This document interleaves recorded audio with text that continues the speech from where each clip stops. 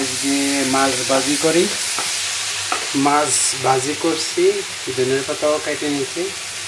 এখন পেঁয়াজ মরিচ, পেঁয়াজ, টমেটো, কাঁচামরিচ, রসুন তেলে টাইলে নিয়েছি। এখন মাছ দিয়ে দিব। ধনের পাতা আগেই দিয়ে দিচ্ছি ভালো করে। বিসমিল্লাহ।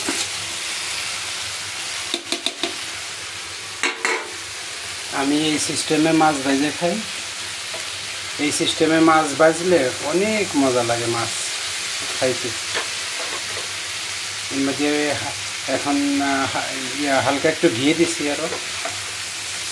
মাছ ভাজার